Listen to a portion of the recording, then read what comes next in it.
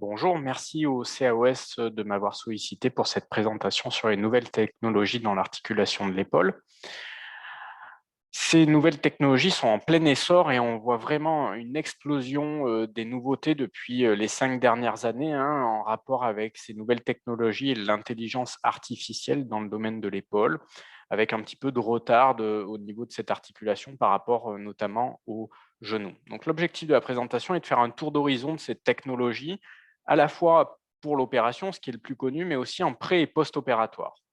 Alors pour le préopératoire, la première chose qu'on va retrouver en termes d'utilisation des nouvelles technologies, c'est pour apprendre, réviser le geste opératoire, la procédure.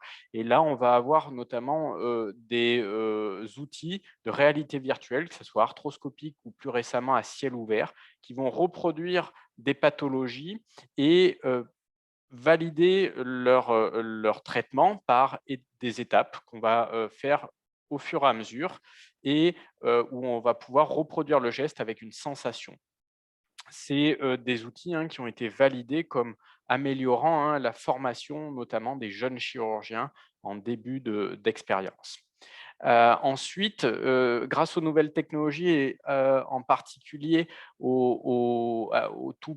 à tout ce qui tourne autour du machine learning, c'est-à-dire l'apprentissage par des volumes de données importants et des statistiques, on va pouvoir améliorer et personnaliser la prise en charge du patient et notamment améliorer les classifications des lésions, comme pour la coiffe des rotateurs. On peut imaginer que la dégénérescence graisseuse ne sera pas évaluée sur une ou deux coupes de scanner ou d'IRM, mais sur un volume très important de données. Et donc, on aura des images, des chiffres plus précis et donc une indication meilleure.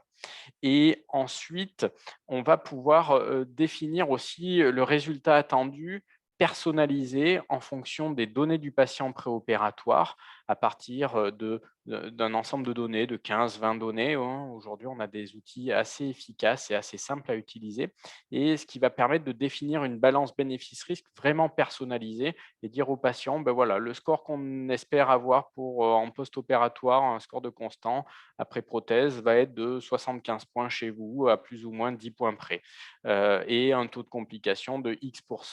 Voilà ce qu'on va pouvoir obtenir grâce à ces capacités de machine learning.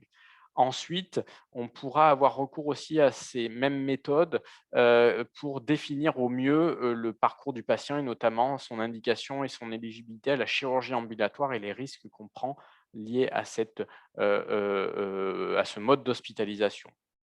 Dernier point en préopératoire, ça va être l'utilisation de la planification et donc de la préparation d'une opération à partir d'imagerie, le plus souvent scanographique, qui vont nous permettre de reproduire la morphologie du patient et de comprendre mieux la situation, à la fois dans le domaine de l'arthroplastie, mais aussi de la traumatologie. Ça va nous permettre de définir des angulations, des versions, des inclinaisons d'une glaine, par exemple, ou des déformations osseuses suite à un traumatisme. Et par conséquent, d'essayer d'anticiper les implants à mettre en place et leur positionnement. Ceci nous amène à parler de l'utilisation des nouvelles technologies en paire opératoire. Première chose, la plus commune et connue, c'est l'utilisation de guides personnalisés, les PSI, ou de la navigation pour positionner les implants, notamment glénoïdiens, dans une prothèse d'épaule. Les PSI vont être plus proches de la chirurgie traditionnelle. On va faire réaliser un guide sur mesure à partir de la planification et il va nous être fourni pour l'opération et on réalisera la chirurgie et le guide sera utilisé juste au moment du positionnement de la broche guide, alors que la navigation, c'est une modification un peu de la chirurgie traditionnelle où on va rajouter des repères qui vont être utilisés par un système type GPS, si on vulgarise, et nos instruments sont reliés à ces repères et vont permettre de positionner en temps réel les éléments de la prothèse. Deuxième grande possibilité, c'est l'utilisation de la chirurgie et de la réalité augmentée ou mixte en paire opératoire.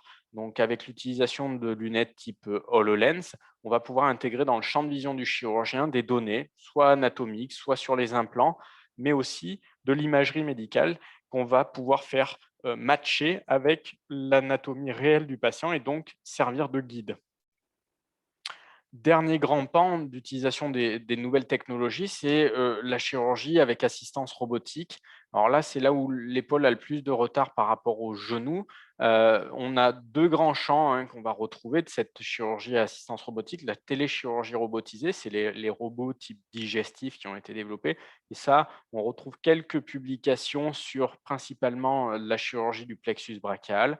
Et quand on regarde sur le deuxième grand pan qui est les robots collaboratifs, hein, donc qui aident le geste du chirurgien, ce qui est le plus connu en chirurgie du genou. Là, par contre, il n'y a quasiment aucune publication en dehors d'études précliniques et de mise au point, comme cela est fait par l'équipe du professeur Coulet et Chamas à Montpellier. En post-opératoire, on va aussi pouvoir utiliser ces nouvelles technologies, tout d'abord pour le suivi personnalisé à distance. Alors là, très classique en médecine, de la télémédecine, l'utilisation d'applications qui peuvent être personnalisées aux patients avec des objectifs précis de suivi. Mais je dirais surtout par rapport à la rééducation, qui est une grande part dans la chirurgie de l'épaule, hein, et où on va voir l'utilisation de gaming, de réalité virtuelle pour rendre plus ludique, pour impliquer plus le patient, pour qu'il soit, je dirais, plus remis dans une situation de vie réelle et pas simplement dans un travail de rééducation qui peut parfois être un peu rébarbatif. En conclusion, je dirais que donc qu'il y a une explosion des nouveautés dans la chirurgie de l'épaule et de l'utilisation de ces nouvelles techniques. Il faut quand même rester alerte face à toutes ces nouvelles technologies parce qu'aujourd'hui, ça nous dépasse en partie, ça nous apporte plein de nouveaux éléments qu'on ne maîtrise pas et donc on ne sait pas forcément où on va et il y a quand même très peu de preuves dans la littérature de beaucoup de ces techniques. Donc, il faut garder à l'esprit qu'on doit rester maître et comprendre avant tout l'intérêt et l'utilité de ces nouvelles technologies. Et enfin, c'est la question de savoir si ça va persister dans le temps, toutes ces nouvelles technologies, et ça, c'est la définition d'une innovation. Si ça n'apporte pas un vrai bénéfice pour le patient en termes d'implants, de résultats fonctionnels, de survie des implants, d'amélioration de sa prise en charge en termes de rapidité ou de coût, et au final, est-ce que ça sera un coût pour le rapport coût-bénéfice pour la société? Mais c'est là seulement que survivront ces nouveautés si elles deviennent réellement intéressantes et que ça s'appellera donc une innovation. Mais aujourd'hui, très peu de preuves dans la littérature. Je vous remercie.